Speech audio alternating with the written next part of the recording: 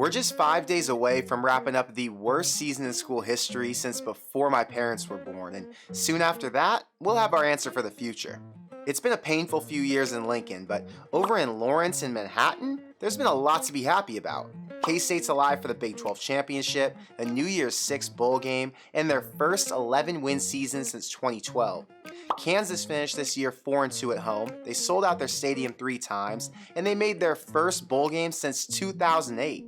Chris Klieman and Lance Leipold each bring something different to the table, and since they're both being rumored to be in the final 3 for Trev Alberts, we got to figure out which one makes the most sense. So today, I'm giving you my thoughts on the latest head coaching rumors, and we're going to talk about which Kansas head coach is a better fit for the Nebraska job. But what's up, guys? I'm Connor Hayden, and this is Corn Crazed. If you're a fan of Nebraska, the Big Ten, or you just want to see more of my videos, make sure you hit the subscribe button below so you don't miss any of my off-season content. And if you've been following along with the Kansas schools this season, hit the like button now and help us get to 1,000. But now, let's jump into it. Yet across midfield. Touchdown, Nebraska!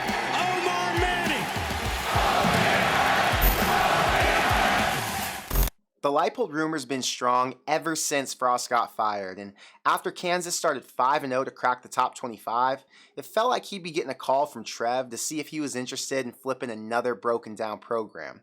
In week 6, they lost to TCU by 7, and that same day, QB Jalen Daniels went out for an entire month. Their backup wasn't bad, but he had some costly turnovers and missed some throws that Daniels wouldn't have, and they ended up dropping 4 out of the next 5 games. That didn't really matter though, because Trev Alberts knew the projected win total for Leipold in year 2 was set to 2.5, so the fact that he was able to win 6 of the first 9 showed that he had this team further along than anybody expected they'd be. I haven't seen any rumors say Trev was on Lance as tough as he was Matt Rule, Mark Stoops, or even Mickey, but the fact that he was always mentioned in the top 5 lists said that at the very least, we could expect Leipold would be an option. Now, Chris Klieman is another story. Every legitimate reporter I've followed these last couple of months said a few things that made sense for why we shouldn't expect him to be a realistic option. The first thing I read was from Sean Callahan, and it said that Klieman wouldn't be interested in a new job because he wasn't planning on coaching for more than 3 or 4 more years. And then I saw a bunch of articles from Kansas State reporters saying that his relationship with AD Gene Taylor was so strong that no amount of money could break them up. And I'm sure you remember seeing comments from K-State fans on some of my videos or even on Twitter that said there was a 0% chance that Klieman leaves and that Nebraska fans should just settle for Leipold because that's the only coach in Kansas who'd consider leaving. Hilarious. I guess people really have forgotten why Nebraska's such an amazing job and that there are only 10 or so schools with enough going on to convince their head coach that the grass isn't greener in Lincoln. You fast forward to this week and Matt Rule seems to be off the table.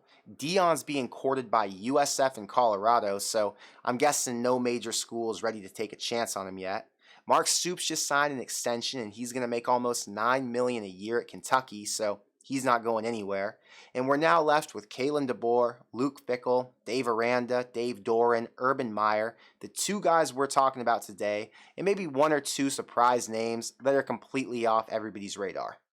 On Monday, Sean Callahan and Husker Online reported that he's hearing rumors that Chris Klieman's the number 1 on Trev's list, and if you look back at the potentials I just gave you, that name makes sense. K-State's the best they've been in 10 years, and they currently rank inside the top 15. Klieman's gone from national championships at North Dakota State to competing for a Big 12 title in only his 4th year as a Power 5 coach. He's another overachiever on pace for 9 regular season wins after Vegas set the total at 6.5 to start the year. I know most Nebraska fans would probably be happy to land one of these guys, but who's the better fit of these 2? Before I get into the comparison, I wanted to let you guys know I'll be back on Tuesday night with a live stream at 7:15 p.m. Central, since I know some people got to travel around Thanksgiving. And then our next stream is going to be on Friday after the Iowa game. I didn't have a Wisconsin reaction video since I was out in Lincoln this weekend, but I did get to do a meetup after the game and take pics with everybody who's been messaging me and trying to meet up, so I was glad I got to meet so many people who've been supporting me on this YouTube journey for, I guess, 2 years now. And on Friday, I got to take my family and a couple friends to the facility for a tour with Jordan again, which was one of the highlights of this trip since my mom and that side of my family is the entire reason I'm a Nebraska fan. I've been going to games forever, but my favorite part about these trips now is that I get to talk to so many people who've been watching these videos for however long, and it feels like I have a massive friend group that I never had before. And that's because of you, so thank you for that. Let's talk about both these coaches' resumes and what they bring to the table. Lance Leipold has one of the most basic resumes you'll see for a Power 5 head coach. He's never coached a position group or was even a coordinator at a Division I school before he got the Buffalo job. He was the OC at UNO for 3 years before his alma mater, Wisconsin Whitewater, gave him the head job, and it just so happened to be the perfect fit. He took over a team who lost the D3 National Championship back-to-back years, and in his first 5 seasons, they won it all 4 times. Whitewater was already a built-up program, but he took them to the next level with 5 15-0 seasons and a 109-6 record in just 8 years. He bounced over to his first D1 job at Buffalo and struggled at the start, but in 2018, they hit 10 wins for the first time in school history. And then in 2019, they went 8-5 and followed that up with a huge 6-1 season in 2020, where they finished in the top 25 for the first time ever. The rebuild took time there, but at his next job, things flipped quick. Les Miles was a good recruiter during his 2 years at Kansas, but his record was horrible with 18 losses and only 3 wins. When Leipold took over, he beat Texas year 1 and he made Kansas decently competitive, but the real jump came this season.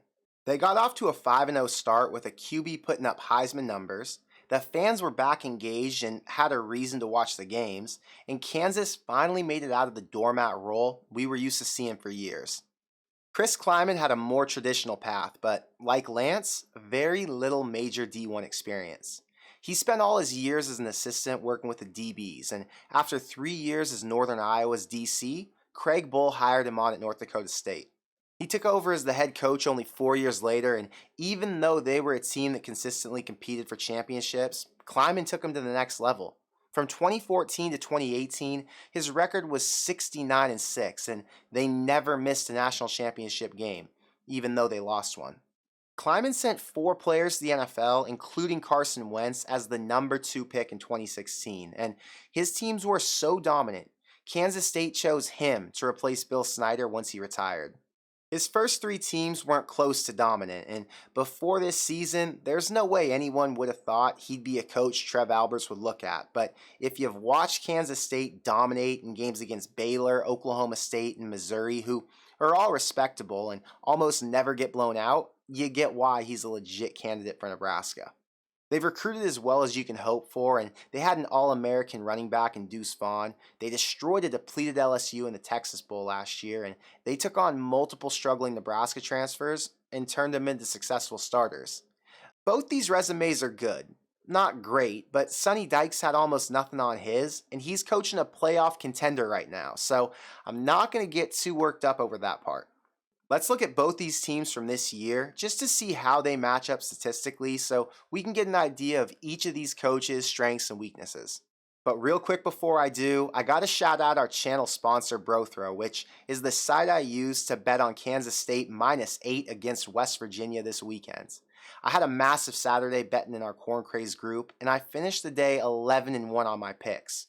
So if you want to join the group, you can go to brothrow.com/GBR and you can sign up for the site in time for a huge week of rivalry games from any state in the US as long as you're 18 or older and you've got PayPal, Cash App, Venmo, or one of the other payment options that the site accepts. BroThrow's a peer-to-peer betting site, so because it's not a sports book, you save 10% on every bet you make, and a $10 bet pays you $10, not $9. Since switching my betting over to BroThrow, I've saved $492 on the VIG, so if you're betting somewhere else, I strongly suggest giving this a try. Looking at the side-by-side rankings for 2022, playing in the same conference against the same teams, we'll start off with the offense. Kansas ranks 9 spots higher in total O at number 35 nationally, and oddly enough, both these teams lost their starting QBs around the same time. A very important stat for those concerned about how these coaches would do in the Big Ten is rushing offense, and Kansas State has the edge here with the number 17 run game in the country. Kansas ranks number 27 in scoring offense with almost 35 points a game, but K-State doesn't fall too far behind with 32 a game. And in the red zone, K-State ranks number 30 and Kansas is number 64, but both are converting in the high 80% range, so I don't worry too much about that category. Leipold's offense is slightly better this year, but he's a former OC and these stats make sense because of that. On defense, we start to see a big difference. Kansas State ranks number 47 nationally in total D, and Kansas comes in at number 118, 10 slots behind Nebraska. That's unacceptable, and I think that's a stat most Nebraska fans won't be able to look past. K-State's run D ranks 67, and Kansas just barely beats out Nebraska again at number 113, which is something that's going to be hard to overlook. Another tough one for KU, they rank number 114 in scoring D and give up over 32 points a game compared to K-State, who ranks 15th and only gives up 18 a game. Leipold's clearly working with a DC who's either not very good or still needs to learn how to succeed in the Big 12, because giving up over 30 a game isn't helping that offense who clearly wants to run the ball. I ran a poll for subscribers today asking which of these two coaches you'd choose, and 66% are rocking with Chris Klieman, which makes sense given his past as an FCS national champion, his recent success in Manhattan, and the fact that his team plays more Big Ten style than Big 12. Leipold's team feels like a Big 12 team. They score a lot of points, but they give up a ton too, and you don't see many teams win shootouts in the Big Ten. Klieman's team would win the West this year, and I'd argue they'd be the third or the fourth best team in the entire conference, right up there with Penn State. But I gotta give credit where it's due. Lance took over the worst team in the conference twice, in Buffalo and Kansas, and he completely rebuilt both of them in less than 3 years. Buffalo won the MAC twice in 6 years, and now Kansas, who was the worst Power 5 team in the country, is on pace to hit 8 or 9 wins as soon as next season. Being able to rebuild a program that's completely fallen into a ditch is an extremely attractive note on a resume, and Leipold doing it twice means he deserves some consideration. But Chris Klieman's Big Ten style and a win-loss record of 132 in the toughest FCS conference and now in the Big 12 makes me think he could implement that same system and rebuild the culture at Nebraska to match that Midwest toughness and, of course, the winning mentality.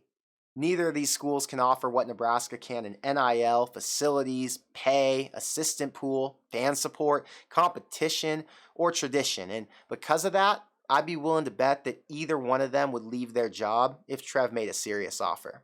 Both feel like an upgrade over what we had with Frost, but one feels like a home run in terms of fit. And because of that, I gotta say, Klieman's my new number one if Kiffin, Meyer, and Dion aren't serious options or if Trev doesn't think they're a fit. But I want to know what you think, so let me know in the comments below. If you had to pick, are you looking for an offensive or a defensive-minded guy? Can either of these guys recruit at the level Frost was able to, or is there going to be a learning curve? And do you think these coaches would want to keep Bush or Mickey, or are they riding with their current staff? I know I've said some hires would just feel like a hire, and I wouldn't be too impressed, but if Trev poached Chris Klieman, I'll admit, that would be pretty damn awesome. That's all I have for today, so until the live stream, thank you for being here, and I'll see you in the next one. Go Big Red.